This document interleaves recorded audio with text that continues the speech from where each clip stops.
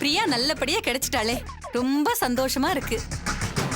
ஆனா என்ன, அவ அந்த அர்ச்சனா வீட்டுல போய் இருக்காளே, அது நினைச்சாதான் மனசுக்கு வருத்தமா இருக்கு. வருத்தப்படாதம்மா, இன்னும் எத்தனை நாளைக்கு தான் அங்கேயே இருப்பா? கூடி சீக்கிரம் அவன் கழுத்துல தாலியை கட்டி நம்ம வீட்டுக்கு கூட்டிட்டு வந்துடுறேன். டே, அது எப்படிடா முடியும்? அவ தான் ஊரை கூட்டி நீ வேண்டான்னு தூக்கி எறிஞ்சிட்டு போயிட்டால. என்னமா பேசுற? என்ன தூக்கி எறிஞ்சிட்டு போயிட்டா நான் அப்படியே விட்டுருவேனா? பட்ட அவமானத்துக்கு நான் பழிதிக்க வேண்டாம்? ஏண்டா பழி வாங்கணும் அதே பாட்டு பாடிட்டு இருக்க? மறக்க முடியுமா? அன்னைக்கு நான் பட்ட அவமானத்தை இன்னைக்கு வரைக்கும் என்னால மறக்க முடியல. அர்ச்சனா அவ பொண்ணு கேட்க போய் நான் பட்ட அவமானத்தை விட பிரியாவால நான் பட்ட அவமானம் பெருசு. அதுக்கு நான் பழி வாங்க வேண்டாம்?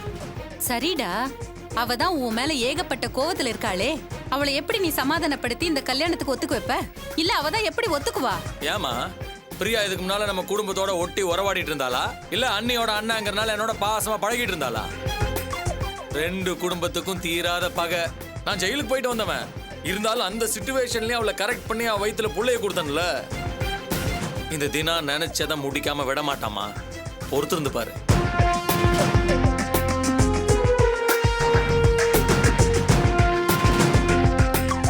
ஏமா, அந்த பிரியா மேல உனக்கு என்ன அவ்வளவு அக்கறை? பின்ன என்னடி, நம்ம ரெண்டு பேரையும் கழுத்தை பிடிச்சி வெள்ள தள்ளின பாவத்துக்கு அந்த சிவகாமி காலம் பூரா கண்ணீர் வடிக்க வச்சாச்சு. இனிமேலும் பழி வாங்கணும் எதுக்கு நம்ம குடும்பத்தை நாம அழிச்சுக்கணும்? நம்ம குடும்பத்தை நாம அழிச்சுக்கிறோமா? என்னம்மா சொல்ற? ஆமா ஜெயந்தி, நீயே நல்லா யோசனை பண்ணி பாரு. பிரியாவுக்கு ஏதாவது ஒண்ணுனா உன் புருஷ எல்லா கோவத்தையும் உன் மேலதானே காட்டுவாரு. அதனால உன் வாழ்க்கை தான் நம்ம வீணா போகும். இனிமே உங்க அண்ணனுக்கு யாரும் பொண்ணு தரமாட்டாங்க. பிரியா தான் அவனோட பொண்டாட்டி. இந்த வீட்டு வாரிசு வேற அந்த பொண்ணு வயித்துல வளர்ந்துட்டு இருக்கு. அவளை வீட்டுக்கு கூட்டிட்டு வந்து நல்லபடியா குடும்பம் நடத்தினாதான் உங்க அண்ணனுக்கு வாழ்க்கை. இல்லையா இப்படியே இருக்க வேண்டியதுதான். என்ன சாபமோ தெரியல, நம்ம குடும்பத்துல யாருக்கும் வாழ்க்கை சரியாவே அமையல. நீங்க எல்லாம் சின்னதா இருக்கும் போதே உங்க அப்பா போய் சேர்ந்துட்டாரு. உன் குடும்ப வாழ்க்கையும் சொல்லிக்கிற மாதிரி இல்ல. உனக்கும் உன் புருஷனுக்கும் உள்ள உறவே உன் குழந்தைய வச்சுதான் ஓடிட்டு இருக்கு. இதுல வேற உங்க அண்ணனையும் அப்படியே விட்டுட்டேன்னு வச்சுக்கோ, அவன் வாழ்க்கையும் வீணா போயிடும் ஜெயந்தி. உங்க அண்ணன் பிரியாவை பழி வாங்க ஆரம்பிச்சா உன் புருஷன் உன்னை பழி வாங்க ஆரம்பிப்பான். அவன் வாழ்க்கையும் போய் உன் வாழ்க்கையும் போய் நடுவுல நான் தான் நிம்மதி இல்லாம இருப்பேன். பேசாம பிரியாவை கூட்டிட்டு வந்து இந்த வீட்டுல நல்லபடியா குடும்பம் நடத்தினா அவன் வாழ்க்கையும் நல்லா இருக்கும், உன் வாழ்க்கையும் நல்லா இருக்கும். நானும் இங்கேயே நிம்மதியா இருப்பேன். என்ன புரியுதா? புரியுதுமா. நீ காரணம் இல்லாம எதுவும் பேச மாட்டியே. சரி, அண்ணன்கிட்ட பேசி பார்க்கலாம்.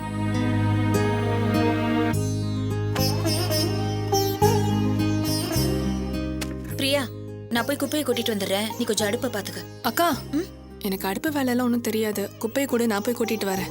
சரி, இங்க காம்பவுண்டுக்கு பக்கத்துல ஒரு குப்பை தொட்டி இருக்கு, அங்க போய் கூட்டிட்டு வந்துரு. பாத்து.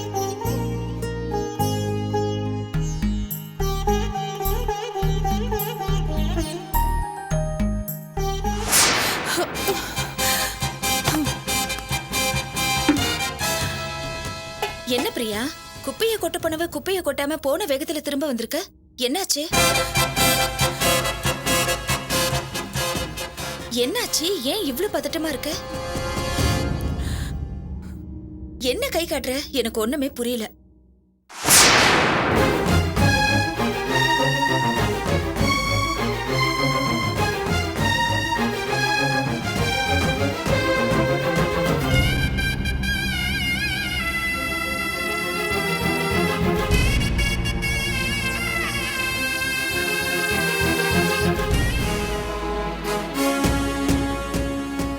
நீ எங்களை பார்த்து சந்தோஷப்படுவ, வான்னு கூப்பிடுவ, 4 வார்த்தை அன்பா பேசுவேன்னு எதிர்பார்த்து இங்க வரலமா.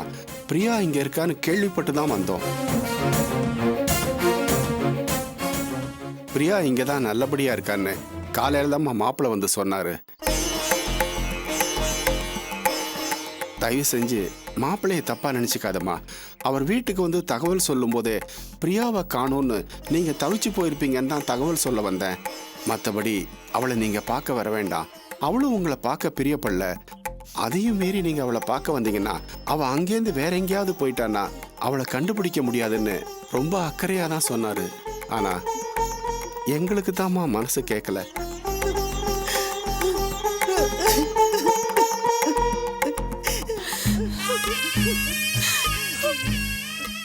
எப்போ பிரியா காணாம போனாலும் அன்னில இருந்து அம்மா சரியா சாப்பிட்றதில்ல தூங்குறதில்ல.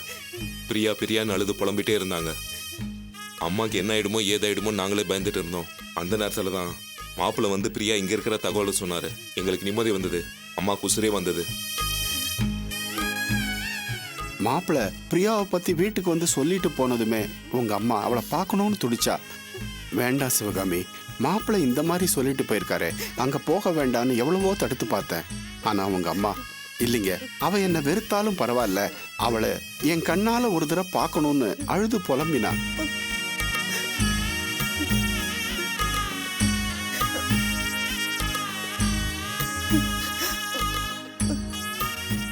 நாம அங்க போய் நிக்கிறத அர்ச்சனா விரும்ப மாட்டான்னு அவளுக்கு நான் எவ்வளவோ எடுத்து சொன்னேன். ஆனா அர்ச்சனா நான் பெத்த பொண்ணு, அவ என்ன சொன்னாலும் பரவாயில்ல, எவ்வளோ அவமானப்படுத்தினாலும் பரவாயில்ல, அவ கையில காலில் விழுந்தாவது பிரியாவை எப்படியாவது பார்த்துட்டு வரணும்னு அழுது அடம் பிடிச்சா.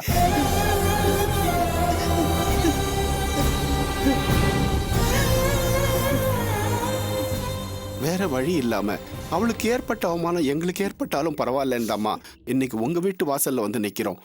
அதுக்கு காரணம் உங்க அம்மாவோட தாய்ப்பாசம். அந்த பாசத்துக்கு கட்டுப்பட்டுதாம்மா இன்னைக்கு இங்க வந்து நிக்கிறோம். இதுக்கப்புறமும் நீ என்ன முடிவெடுத்தாலும் சரி, எங்களை உள்ள வர சொன்னாலும் சரி, இல்ல இப்படியே வெளியில போக சொன்னாலும் சரி, உன் மனசுக்கு எது சரின்னு படுதோ அப்படியே செய்யுமா.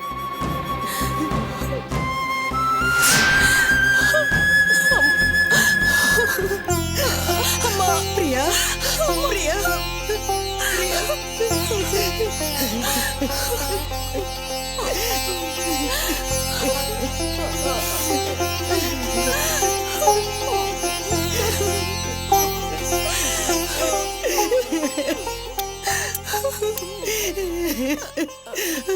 உனக்கு அது கொஞ்சமாவது பாசம் இருக்க என் மேல.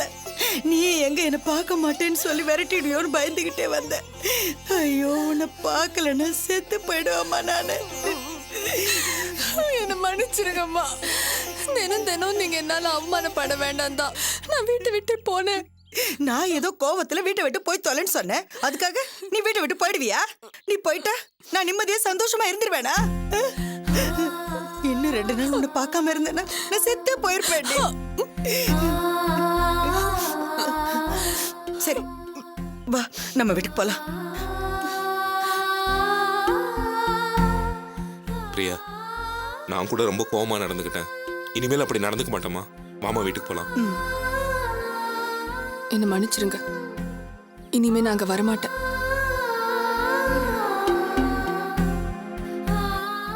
ஏம்மா வரமாட்டேங்கிற? நான் வீட்டுக்கு வந்தா நீங்க எதுவும் என்ன பேச மாட்டீங்க. ஆனா இந்த ஊர் உலகம் தினம் தினம் ஏதாவது பேசி அவமானப்படுத்திக்கிட்டே இருக்கும். நீங்கெல்லாம் மனசுக்குள்ள அழறத என்னால பார்த்துக்கிட்டு இருக்க முடியாது. என்னை விட்டுருங்க. நான் பண்ண பாவத்துக்கு உங்களை விட்டு பிரிஞ்சிருக்கிறதா எனக்கு சரியான தண்டனை. அக்காவும் மாமாவும் என்னை ரொம்ப நல்லா பார்த்துக்கிறாங்க. என்கிட்ட ரொம்ப பிரியமாவும் இருக்காங்க.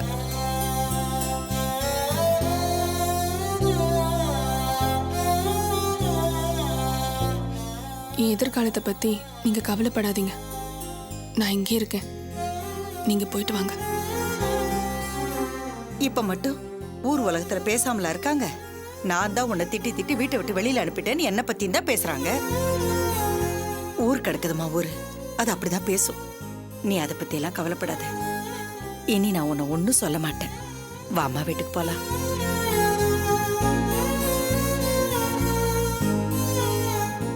சிவகாமி, அவளை கட்டாயப்படுத்தாத.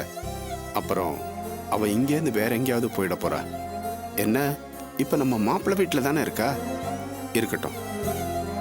அர்ச்சனா அவளை நல்லபடியா பாத்துக்குவா.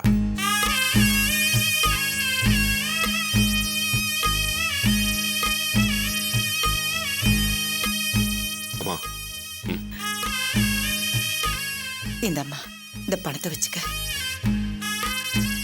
பணம் எதுக்குமா? வச்சுக்க. பாவம், அவங்க ஏற்கனவே எல்லாத்தையும் இழந்துட்டு இருக்க வீடு கூட இல்லாம இந்த மாதிரி இடத்துல வந்து இருக்கிறாங்க. இருக்கிற கஷ்டத்துல அவங்க உன்னையும் கவனிச்சுக்கணும்ல. உன் செலவுக்காகும். வச்சுக்கடா. மேற்கொண்டு ஏதாவது பணம் வேணும்னா சொல்லு, கொடுத்து விடுறேன்.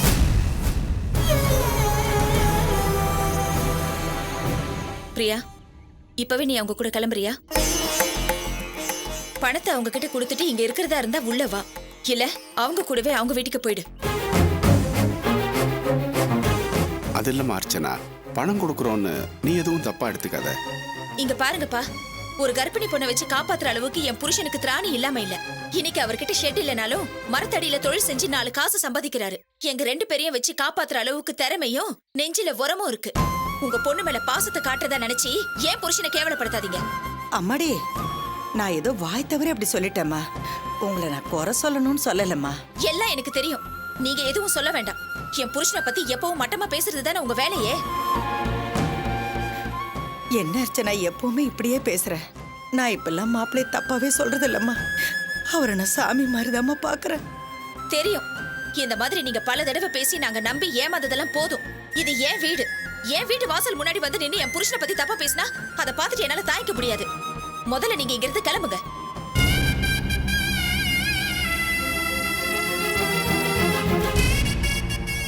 பிரியா, நீ பணத்தை எடுத்துட்டு உள்ள வரக்கூடாது. உனக்கு பணம் வேணும்னா அவங்க கூடவே போயிடு. பணம் வேணான்னு தூக்கி எரிஞ்சிட்டு வரதா இருந்தா உள்ள வா.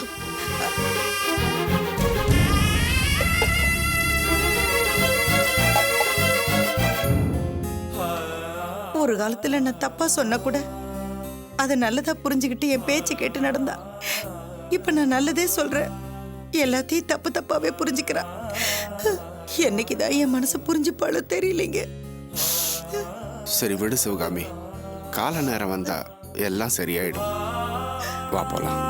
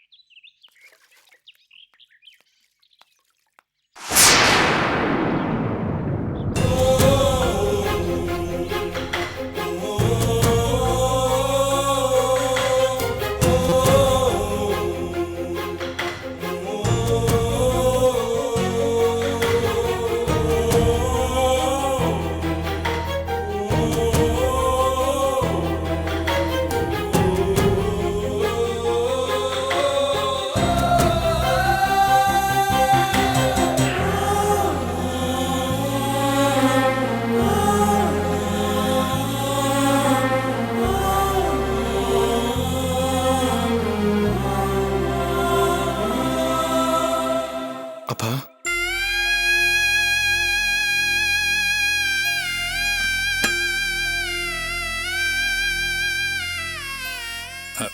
செல்வம்,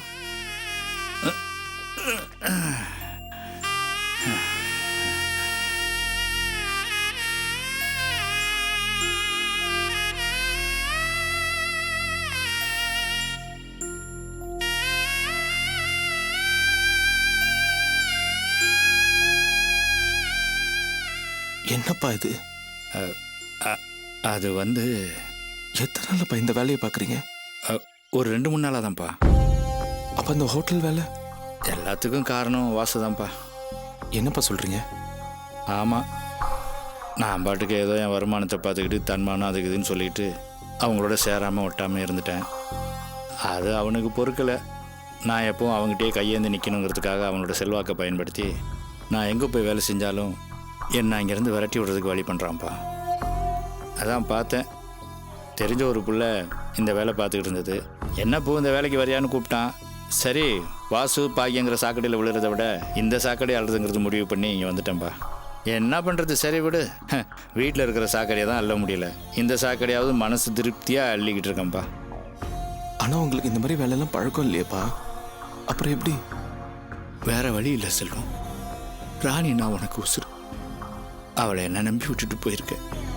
ஓ அளவுக்கு அவளுக்கு என்னால் செய்ய முடியலனாலும் பொண்ணு வைக்கிற இடத்துல பூவாவது வைக்கணும் இல்லையா? அதனால தான் இந்த வேலை செய்ய ஆரம்பித்தேன். என்ன இந்த வேலை செய்கிறேங்கிறத ராணிக்கிட்ட சொல்ல முடியல.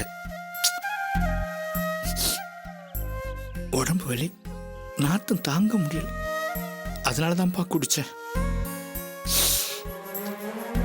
நான் குடிச்சிட்டு வந்தது தெரிஞ்ச ராணி, இனிமே உன் சம்பாத்தியத்தில் நான் சாப்பிட மாட்டேன், உன் காசே எனக்கு வேண்டான்னு கோவமா சொல்லிட்டு போயிட்டாப்பா.